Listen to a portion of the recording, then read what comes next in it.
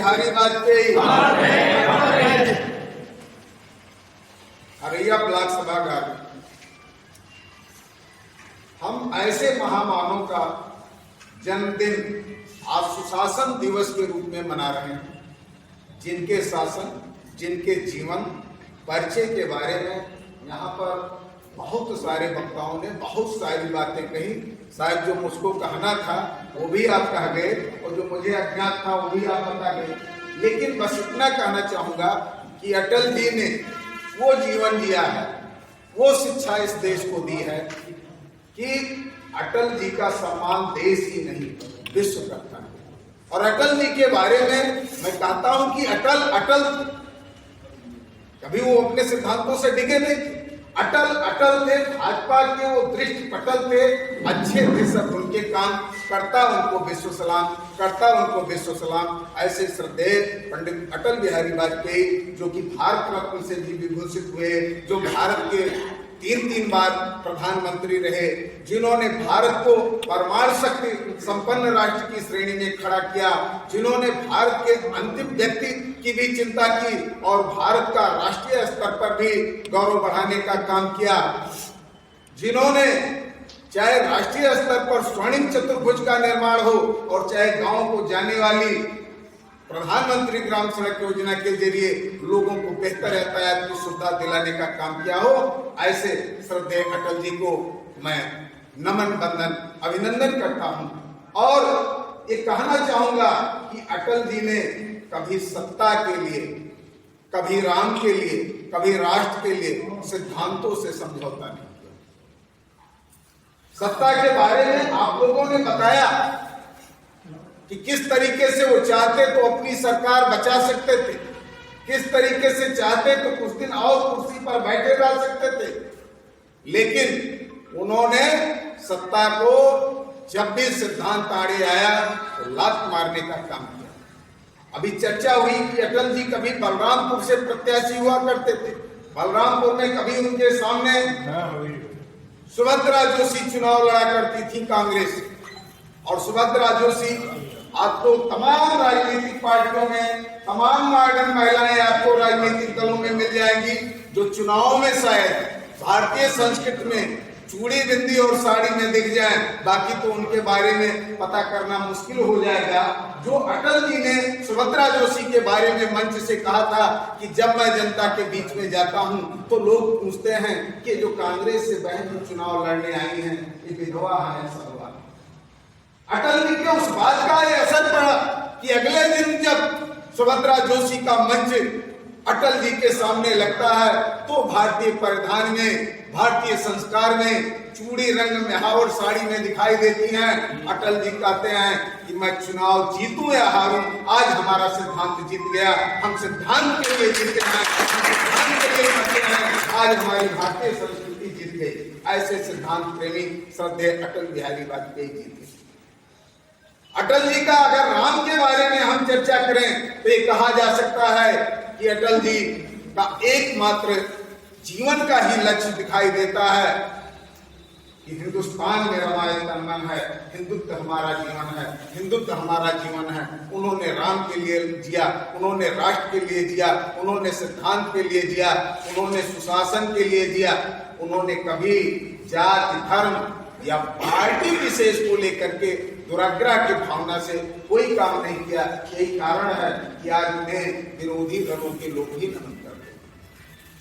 इस दिसंबर महीने में आज इस 25 दिसंबर को हम श्रद्धेय अटल जी का जन्म दिवस मना रहे हैं, जिनको भारत रत्न से विभूषित किया गया है। इसी 25 दिसंबर को मदन मोहन मालवीय जी का भी जन्म हुआ, वो भी भारत रत्न से विभूषित हुए थे। इसी दिसंबर महीने में अभी 2 दिन पहले हमारे प्रधानमंत्री जी ने, हमारे गृह मंत्री जी ने, हमारी पार्टी ने हम लोगों को देख करके धीरे धीरे और लोग सीख रहे हैं, किसान दिवस विकसित हुए, इसी भारतीय जनता पार्टी के सरकार द्वारा विकसित हुए। अन्यथा आप जानते हैं इस देश में तमाम ऐसे राजनीतिक दल हैं, जब चुनाव आएगा तो कहेंगे खेत हमारा मंदिर है, किसान हमारा देवता है। लेकिन उनके शासनकाल का अगर हम जिक्र करें तो पता चला कि गेहूं की बुआई में यूरिया और डाई की किल्लत रही, उस पर सरकार का ध्यान नहीं गया।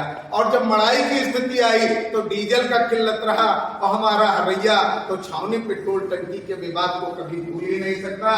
वो चाहे स्वर्गीय रणजीत सिंह के साथ हुआ विवाद रहा हो और चाहे पटकापुर के जो है बबलू पाठक जी के साथ हुआ विवाद रहा हो।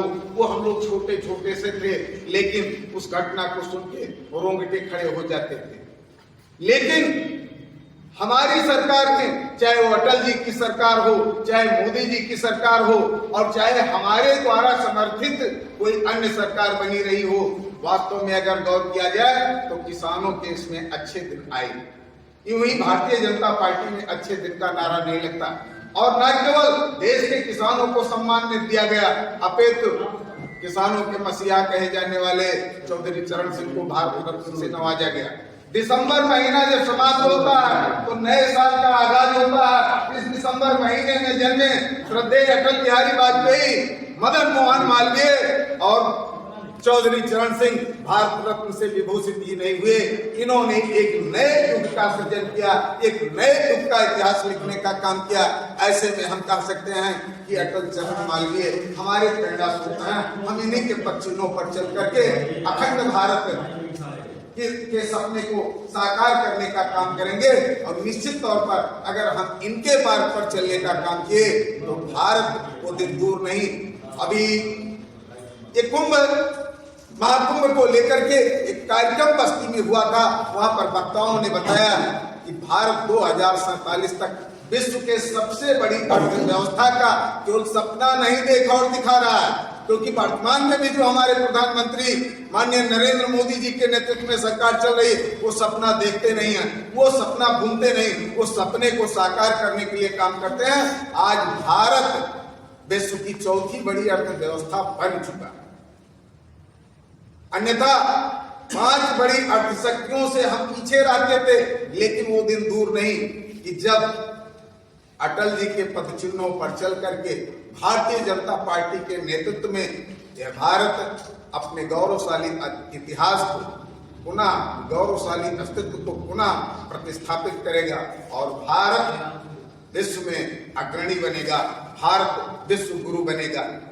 ऐसे में एक बार पुनः हम श्रद्धेय अटल जी को और यहाँ पर उपस्थित मंचासीन पूज्य गुरुदेव श्री राम सिंह ओझा जी को, प्रमुख पत्नी श्री उपेंद्र सिंह जी को, अपने अनुज कुंवर आनंद सिंह जी को, द्विवेदी जी, भरद्वाज जी, जगदम्बा गुप्ता जी, गिरजा शंकर द्विवेदी जी, अमरनाथ शुक्ल जी, गीता गुप्ता जी, रामबक्स जी, श्रवण यादव जी, शक्तिदेव पाठक जी, मनोज पांडे जी, विमलेन सिंह जी, दिनेश त्रिपाठी जी, जाने कितने यहाँ पर हमारे ज्येष्ठ श्रेष्ठ भारतीय जनता पार्टी के पदाधिकारी कार्यकर्ता हैं। आप सभी को नमन बंदन अभिनंदन करता हूँ। एक बार पुनः हम भारत माता की जय घोष के साथ अपनी वाणी को विराम देंगे। भारत माता